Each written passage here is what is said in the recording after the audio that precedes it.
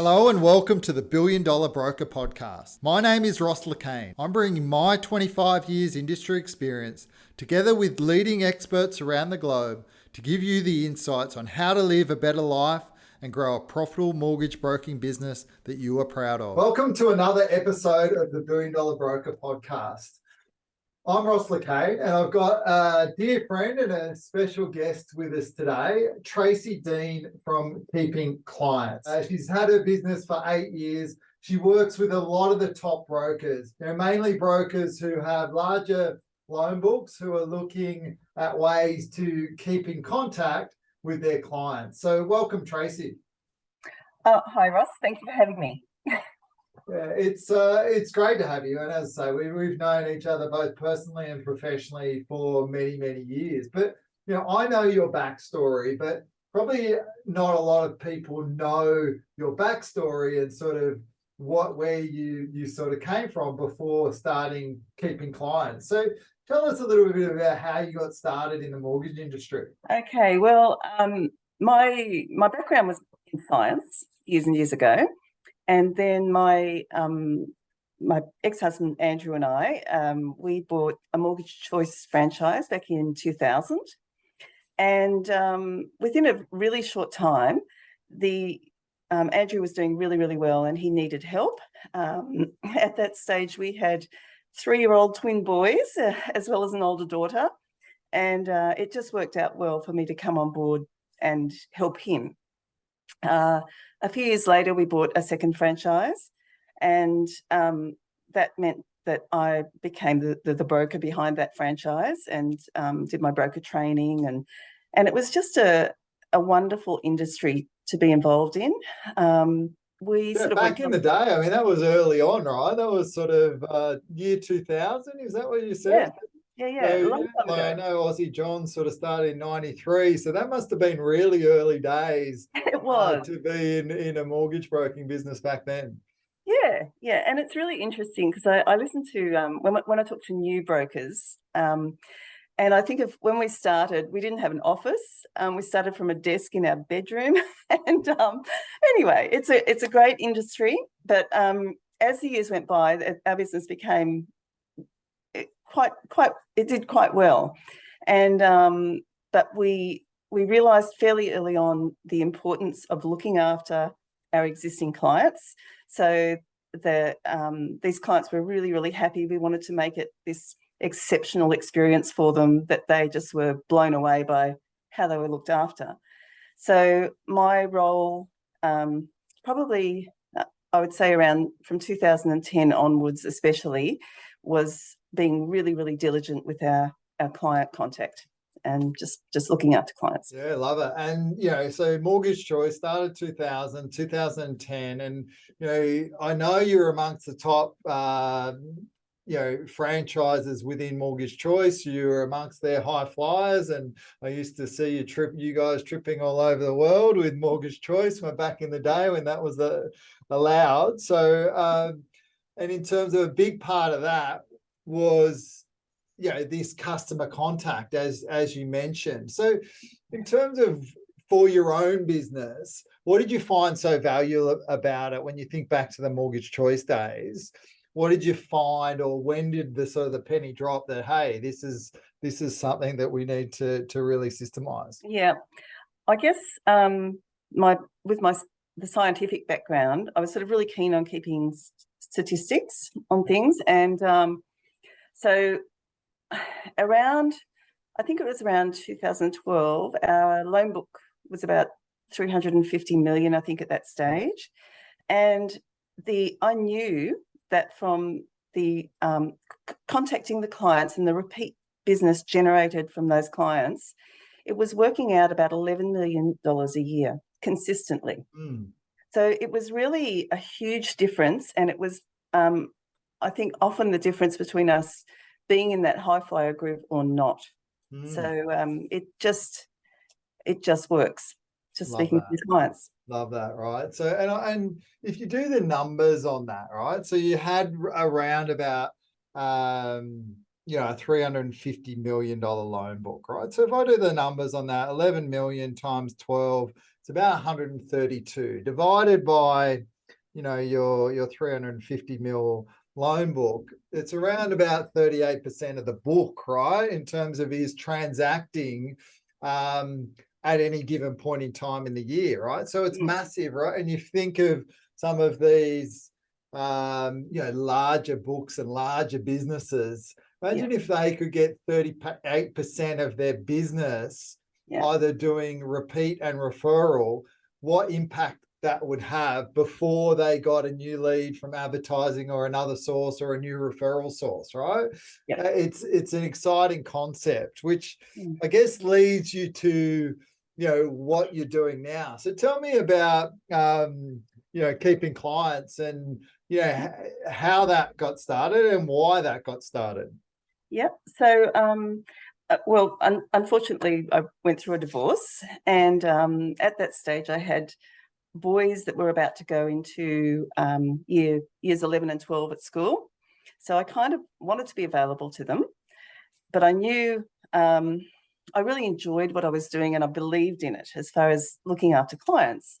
So at that stage, I actually approached Mortgage Choice head office and asked them if they thought that other franchisees might be interested in a service provided. And they sort of more or less grabbed me with open arms and said, "Oh, yes, please." So I was very supported. So I started working for some of the larger Mortgage Choice franchisees, and it just worked. The brokers liked the idea that they just didn't have to worry about this. It was being done professionally. They didn't have to train anybody, didn't have to worry about staff leaving and not having a continuation in their annual contact of clients. We started doing a few little extra things even then, as far as calling inquiries for them that they hadn't quite got back to, fixed expiries, a whole lot of things. So that's how it started. And then it's really, I'm not a salesperson at all. So we went on for quite a few years. I had brokers from other aggregators starting to come on board. And then my very good friend, Sharon Cameron Lee, came on board for a couple of years. And Sharon, unlike myself, Sharon loves presenting. And she sort of trailed around the country for several years and introduced a lot of what we do to a lot of other aggregators. So that means that now we have, I think most aggregators across the country that we work for. And I think Mortgage Choice now forms about 30% of the business. So that's the history. Love it. So now it's evolved and now you're across all aggregators. And what I love about your business is, yes, you do the calls. So you do the outbound and relationship calls to existing clients for mortgage brokers, but you're across the aggregators and, quite often you're allowed to and given permission by the sort of the aggregators to be able to go into the back end. So not only are you making the phone calls, but you're also allowed to go into their back end systems, update the notes, so for compliance reasons and so forth, and to have that, excellent CRM and notes for the brokers. So it's a full service offering, which I think is fantastic. Yeah, it does. It works really well. And I think that normally what we do is I'll allocate one of my team members specifically to a broker, and they organise administrative access to their CRM so that we can add notes and set tasks and also complete tasks. We have a lot of brokers have really good intentions. So they'll have a series of tasks to call their clients post-settlement at various times, and often they just simply don't get to them. So they sort of know it should be done, but they don't get to them. So we get in there, we can tidy up tasks and just, I suppose, make everything neat for them and make sure that every client gets a call every year. Yeah, I love it. Love it. And in terms of, we were talking before, and you were saying, like, I'm almost embarrassed to talk about this topic because it is such a no-brainer, right? It is such a no-brainer. It's a simple thing in terms of reaching out to your clients. Yet, I talk to thousands of brokers, and I know that it's a thing that gets left to the wayside because brokers get busy. Brokers are focusing on the urgent, they're focusing on the deadline in front of them. Yeah, And if you go back to Stephen Covey's sort of quadrants, this sits in the quadrant of the important but not urgent, right? yeah, So, and quite often the important, not urgent tasks in a broking business don't get done. Hence the need for something like keeping clients. But let's talk about, some of the value behind staying in touch with clients, because this is really what today is about, right? Because you're an expert in that field. You've, created a business out of it over the last 8 years. So you know something about this, right? You know a lot, you know what the numbers behind it, you've got that science base, you've got the facts. So let's talk about some of the benefits behind keeping in touch, or and keeping clients, right? So let's talk about that. What do you see the main benefits are, and you'll see the results firsthand. We'll just sort of see some of those expectations and results for people yeah. who engage in this. I think probably the business started mainly as a client retention business to keep clients on your trail. So a lot of brokers are drawn to become a broker because of the idea of this trailing income, and yet a lot of brokers get so tied up in the day-to-day, and they're busy and they're bringing on new customers, that they aren't looking at their trail. And sometimes you can be, and certainly in the last few years it has been the case, where brokers who have not concentrated on their existing book, your loan book will often be running off faster than you're bringing in new business. So if you are not looking after clients, they're going to not feel valued, and they'll go elsewhere, especially the last few years where there's been great rates and cashback offers and things going on. Even now, clients need to speak to their brokers. They're nervous about the interest rate rises. If you're not talking to them, somebody else will be. Yeah, I love that point. And now, as you say, now more than ever, like the purchase business with 5 rate rises is slowing down. The good thing about mortgage brokers, compared to someone like real estate, who are totally dependent on the transactions. Yes, that is how mortgage brokers get some of their business, is through obviously the transactions, but a big part of how they can get their business is through refinance, right? And so in terms of what you're saying around that growing a business, and for me, growing $1 billion loan book, I know the value of getting paid, and I know the value of obviously existing clients, but in terms of it's that retention. But as you said, a lot of brokers, not only do they not contact their customers, they don't think about how they can continue to grow that asset. And as you said, the reason they got into business was to build an asset. And the beautiful thing about this business is it grows an asset that can pay us for a long, long time. And I'm still benefiting from that myself. After you retire, right? You can continue to receive an income, or you can get paid a multiple, and that becomes the sale value when you come to sell. So that's you getting paid twice, right? So a lot of people lose sight of that. So I think it's hugely, that whole retention piece is just such a massive thing, isn't it? It is. Actually, Ross, you made a little mention there about it's your income beyond, when you retire as a broker, or if you sell your business. And I do believe too that if you can show a prospective buyer how you have been diligent with client contact and doing everything you can to retain them, it's got to make your business a whole lot more valuable to them. Oh, definitely, right? Definitely, because they look at the value of that book, right? And if you can say, hey, this has been a really well maintained. It's like a car, right? If you can show the logbook of the car and you can show that that car's been diligently serviced every 20,000 kilometers, it's like that, isn't it? Right? You can show the logbook, which is the CRM, saying, hey, these customers are well looked after and well maintained, and it's not just a book that's going to run off at a quick rate. There's loyalty behind it. Oh, it's Todd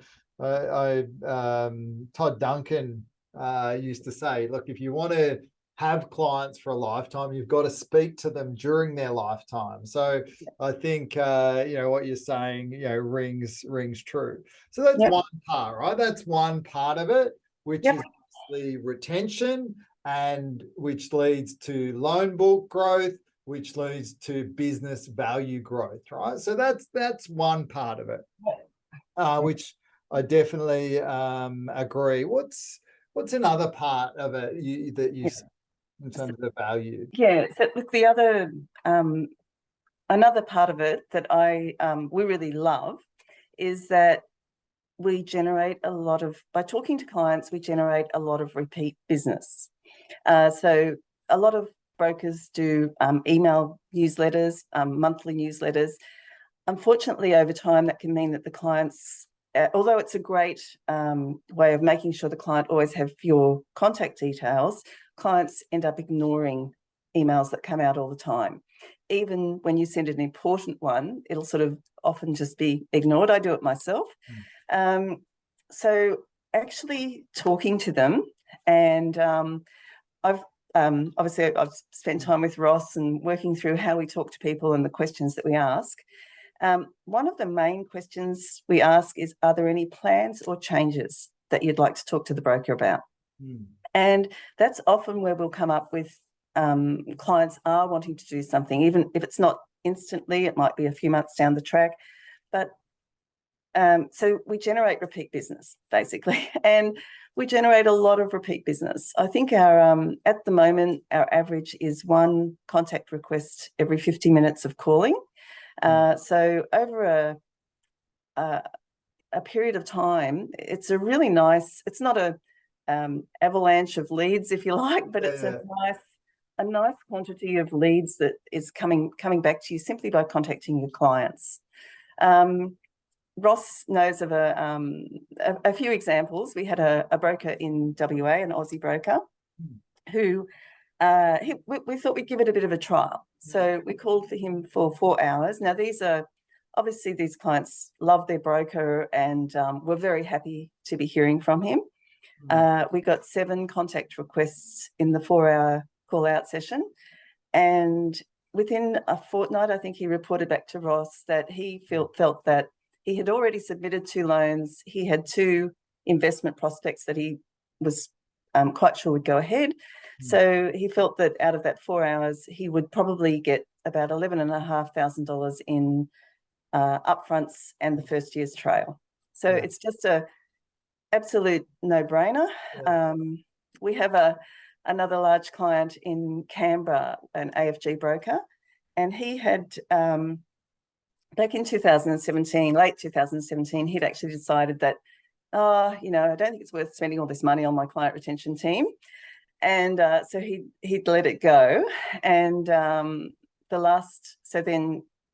think it was 2021, 19 and 21, 20 and 21, he had a huge amount of runoff. So we started calling his clients on a monthly basis, so on the loan anniversaries. And in the first 9 months, the amount of repeat business he has been generated is just absolutely phenomenal. So he's an absolute convert back to having to, you really do need to stay in contact with your clients. Yeah, amazing, right? So if you look at that, for every sort of 5 hours that you guys calling, there's going to be roughly around 6 sort of genuine business sort of inquiries. So even if they're converting at 50%, like there's still potentially 3 or 4 loans out of that, right? Which is which is massive. And, depending on, I know different brokers in different areas have different average loan size. So it may mean a different income figure, but your return on the investment that you're going to get is in the tens, right? Not, so yeah, it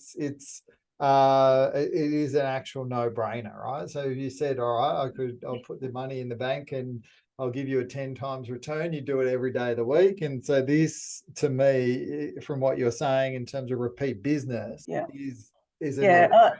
And I'm sorry, Ross. so sorry. You go. Yeah, one of the things that we were talking about, just before we got on air is brokers underestimate how much business it'll actually provide, right? They don't realize, if they've never done it before, what low-hanging fruit there is just sitting right there in their database. Absolutely. And most brokers really like looking after their clients. They spend a lot of energy and time, organising everything, doing everything for them, and the clients love them. At the time of the loan, they're absolutely blown away by what this guy or girl has done for them.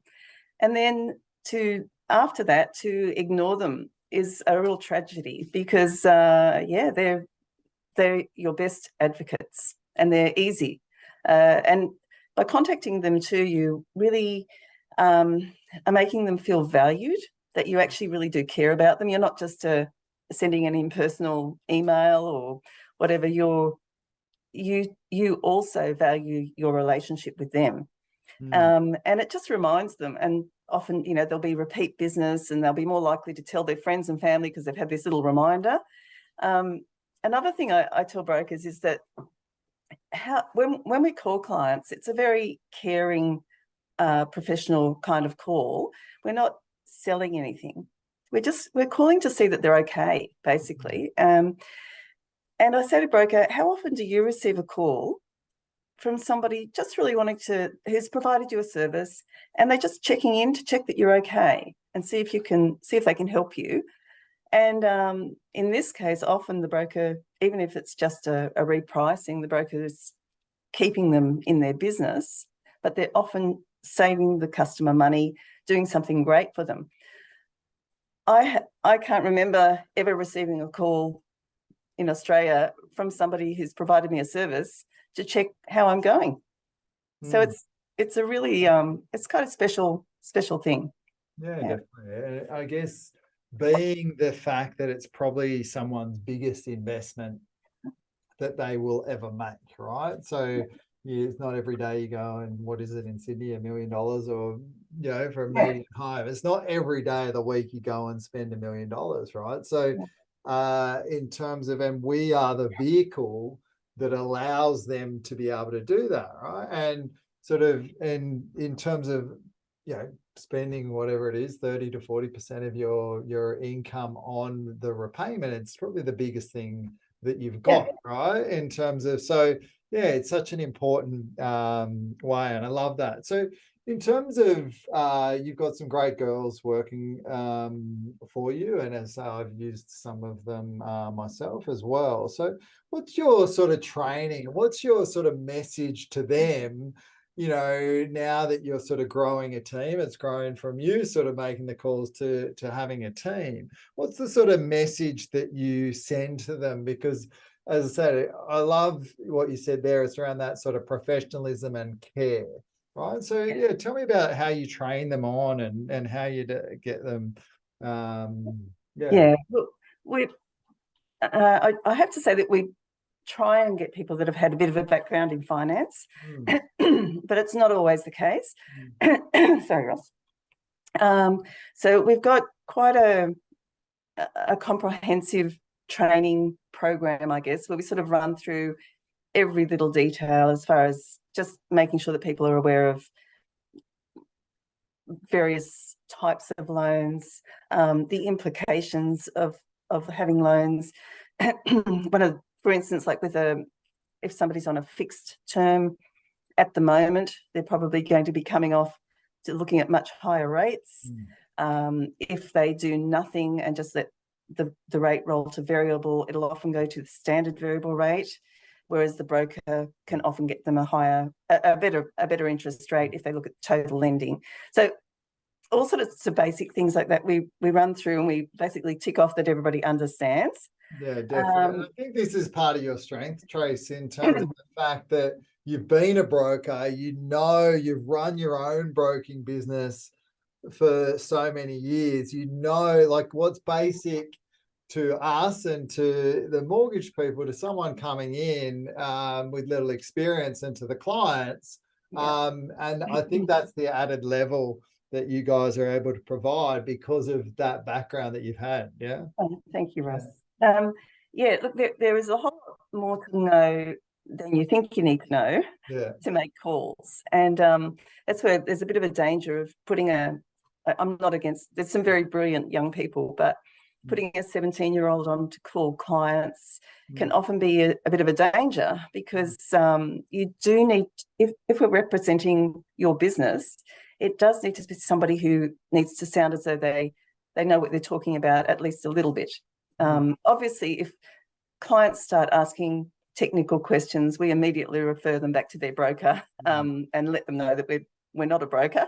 But it is important to, when my girls are trained, that they are representing their business well, and that they understand the data that they're looking at.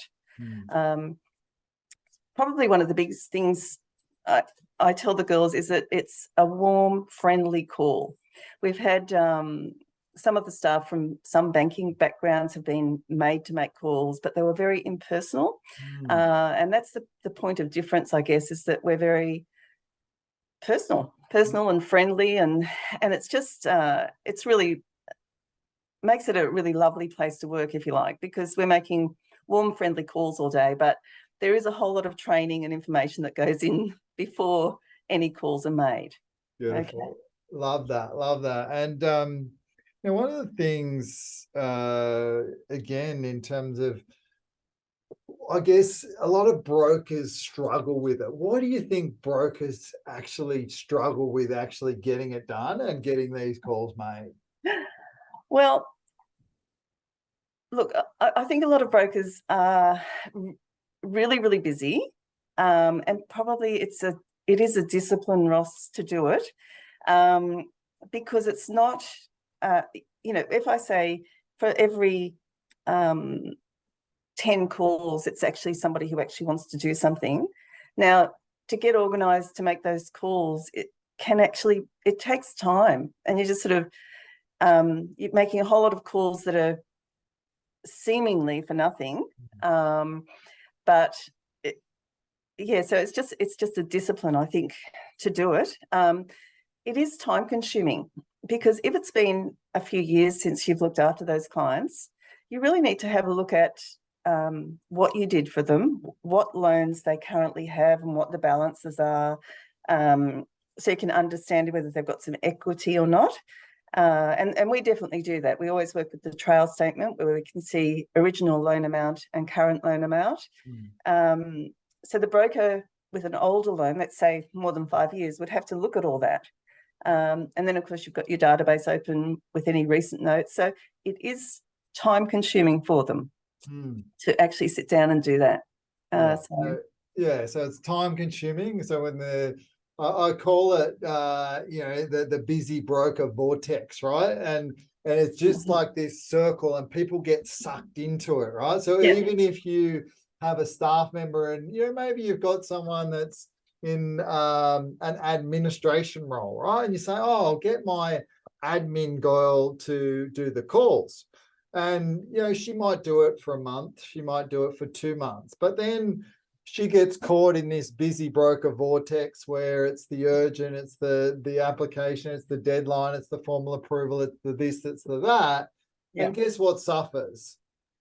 Yep, absolutely. The annual review calls or the relationship calls suffer, right? So in terms of, I think if you're going to do it, there's a couple of things you can do, right? Yes, you can get somebody and that's their dedicated role within your business. Or secondly, and again, why your business is so successful, is you can outsource it, right? Yeah. And I think uh, you know, given how important it is, and for the points that we've mentioned, right? Business value, Yeah. loan book growth, trail growth, retention, customer service, repeat business, and referral business. Like, you look at all those things, that's the reason a broker's in business. So Yeah. it's amazing that sort of, and again, one reason I'm a big fan of your business is because I see there is such a need for it in the industry. Yeah. No, it's good. And look, the brokers, we do understand that they're really busy, and it's we make it as easy as possible for them. So for most of our brokers, that we just basically look after their annual contact of each client. What we do each month is we send them a list. Let's say for October, we'll send them a list of October settlement active clients, where the October settlement is their most recent loan. The broker simply has to go through the list and mark off any clients that we don't need to contact. So where he's had recent contact, family and friends, and then send the list back to us, and that's it. The next thing he or she will hear is when they get they'll get a call, an email from the my team member to let them know they're about to make calls, and then for most brokers, they get a summary of any contact requests at the end of the call. So all they have to do is the list, and then when they get the summary of contact requests, they actually have to do them. They have to actually act on them, hopefully. Exactly. And have you got examples of people, and again, because I think this brings a point, and both you and I will know what I'm talking about, of those action takers, right? So what are some of the behaviors of the action takers that you deal with? You mean the brokers? Yeah. What are some of their behaviors of your A grade top students, right? Or what are some of their behaviors and skills that they have compared to the A grade top students? They actually like to know the day that we're calling. Like, so if that, for instance, it'll always be a Wednesday or a Thursday, a specific day, and they will set aside a couple of hours at the end of that day so that they have time to deal with the contact requests that they've received from that day. And most contact requests are not for that day, by the way. It'll be, they want to call back in a few days or next week. And so, but these people will actually diarise it and actually do it. On the other end of the spectrum, there's a whole lot of brokers with really great intentions, and we'll make calls for them and send them their contact requests, and we assume that they are happening. They've spent money having these calls made, and they've got people, their existing clients, that want to be contacted, and there's probably a handful of them where I'll contact them next month and they'll go, "Oh, I haven't even contacted the ones from last month." And as I was speaking to a broker in Melbourne, and he was sort of coming, he said, "Oh, I know I've got to do it, but I just haven't got time to I still haven't got back to these people."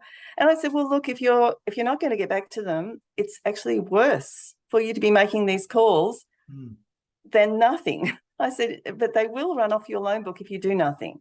But it looks terrible to have we're working as your office, contact a client says, "Oh yeah, I'd really like to speak to him," and then they hear nothing. So yeah. I think that's a great point, right? So if you're going to do it, yes, you're outsourcing the heavy lifting, but these people are people that know you, they like you, and they trust you, and they want to do business with you again. As Tracey's saying, if you do not then do something with it, you're crazy. It's insane, right? It's absolutely insane not to then take the next steps to obviously reach out, book that appointment, and have those conversations, because there's no better lead than somebody like that, right? So, and I think you're right in terms of if it's whether it's them or their team member to do the repricings and those, but we know that there's going to be a handful of repricing if we make this many calls, right? So, think about it and plan ahead. Put that time in your staff member's diary and say, look, for those couple of hours, all they're going to do is pricings or whatever.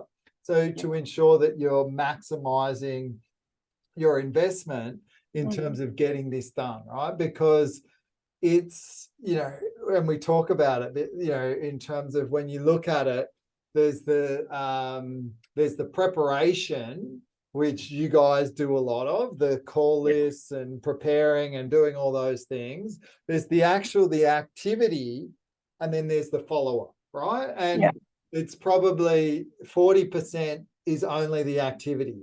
30% is the preparation. 40% is the activity. So you guys do 70% of the work for them, but they need to do the remaining 30%. Yep. Right? They need to do that remaining 30%.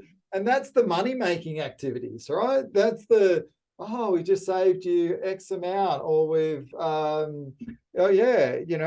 we've been able to do a new loan and get you a new purchase and really provide that opportunity to, secure their sort of lifestyle and build the whole relationship, which is what the enjoyment of a broking business about. It's about lifelong relationships with your clients. As humans, we long for that human connection, and this is, what we're facilitating here, right? So definitely is a point, and I think that is such an important point you raised there, Tracey, around those, what your A grade students are doing around that remaining 30% that they need to do. Yeah. We actually, just on the A grade ones, we, a number of them, so we generally start with the clients that haven't been contacted for a few years, and we really need to get back into a monthly contact of these clients. But increasingly, a lot of them are coming back on board with early settlement calls as well, and that's something that I'm really passionate about. Is about calling clients 5 to 8 weeks post settlement. I know a lot of brokers have a great email process at that time as well, but that call is so important in finding out. So if their first repayments have come out okay, was everything set up correctly? And in 99% of cases, they are, and they're really, really happy. And then just letting them know, look, we're going to be checking in from time to time, but at any stage, don't hesitate to call us with any questions whatsoever. Because what happens a lot is that the loan settles, and often the broker will call them on settlement day and say, that's great, and it's all settled. And then nothing. And they get to their first repayments and the wrong account has been set up for them, or their repayment doesn't come out, and they get the bank saying, you're going to be charged extra for this missed repayment, or so it can be a really stressful time when minor errors have been made either by the broker or by the lender. So it's a really, really important call to just set up the thing that they're not alone. Once the loan settles, they don't have to go to the branch. They don't have to do all that. It's the broker all the way. So so we do those. And increasingly of late, we're getting a lot of brokers asking if we can call inquiries. So where they've had an inquiry 3 months to a year ago, let's say, and they've followed up a little bit initially, but then they've kind of got busy with other stuff and let it go. So we'll call up these inquiries for them. And that's actually quite nice as well, because often clients will make an initial inquiry, but then it takes them a little while to get themselves sorted out. They then talk to people, and mum and dad will go guarantor now, or whatever. So once they start speaking to clients, they sort of realize it's really worthwhile. So I think that post settlement call, as you mentioned, is so key, right? So key. They're not they're still your customer. They're not the banks, just because you might have put them with one of, say, the big four, for example, or they're not one of the big fours. customers now, they're still your customer. I think that call that you mentioned is so key in sort of really setting that up. And as I said, in terms of the prospects, one way someone in a coaching group I'm a part of mentioned a prospect is like, that fixed term deposit, right? Just because they weren't ready at the time, and we want everyone to come ready, but just because they weren't ready at the time doesn't mean that we should ignore them, right? You wouldn't throw away your fixed term certificate and not cash it in at the end of the maturity or 2 or 3 years down the track. And it's the same with these prospects, right? If you obviously stay in touch with them, when they do get to the point where they're ready, and again, it may be 2 or 3 years down the track, that again, look at like your investment portfolio, but you've got to invest a little bit. And maybe that's a few contacts along the way. And that's, again, where you guys are sort of coming in to really help. So, I love that. So in terms of, again, you've been in the broking industry for a long time, and you've worked with many brokers along the way. So if someone looking to sort of grow and scale their mortgage broking business, what is one tip that Tracey would give to brokers who are looking to grow and scale their business? Well, obviously, Ross, I'm going to say you need to speak to your clients regularly. And if you can't speak to them regularly, then we can. Because it does impact your business a lot. I would say I've been working with Ross for a couple of years now, and I just say within my business that he, one of the things that I now believe in, and I should have always believed in, is that not to be afraid to put people on to help. I would say that in my business, I have now have the luxury of having an admin person who's here today, who is absolutely wonderful. And I bounced off that for a long time because she's not necessarily directly income generating, but it is allowing the business to grow. And the larger brokerages that we work for, and the growing brokerages that are really growing fast, I would say they're the ones that they are investing in administrative help to organize the business to make it grow, to enable it to grow. So because it becomes a huge thing to handle. Yeah, definitely. And I know firsthand, having a large book, and it becomes a real challenge, right? It does become a real challenge. And in saying that, like, who is the best people for your services, right? Your sort of ideal client, where would they sort of sit? What sort of loan book would they have, for example? What sort of businesses are the ones that would be a really good fit for you? Yeah, look, obviously we do help all size businesses, Ross, but I would say anybody who's sort of got a loan book that's sitting at around, say, 200,000 or 200 million or greater, they have got a substantial amount of clients that they are probably finding it hard to get to. The smaller businesses, it's strange. Often people are just sort of not confident to be calling their clients. The brokers feel as though it'll sound like they're selling themselves. And that's where we, certainly we can help. But hopefully you understand that by calling them, you're not trying to sell something. You're not looking at the next deal. You're simply looking after them. And from looking at it from that perspective, it will just happen, because the clients, why would they want to go anywhere else when they've got this guy or girl that is just wanting to look after them? Yeah, love it. Love it. And if people want to get in contact with you, Tracey, what's the best way that they can get in contact with you? You can phone me on 0411 546 947. That number again? 0411 546 947. Thanks. Or email me at Tracey, it's Tracey with an E, at keepingclients.com.au. All right, awesome. And you also have got your website as well, Yes. keepingclients.com.au, that people can go to as well. So thanks, Tracey. Again, it's great to chat about this, such an important topic, and there's been so much value, right? So much value that you've shared in terms of your expertise, in terms of from your broking business through to, how to retain and keep your clients. And the value from it is so many. And again, I think I encourage everyone to get on board, and because I think it is such an important thing, and something that if you're not doing, you've got rocks in your head, and you've got to do as soon as you possibly can. So thanks again. This has been another episode of The $1 Billion Broker. If you'd like to get in contact with us at The $1 Billion Broker, or are interested in one of our coaching programs, there's a number of ways you can get involved.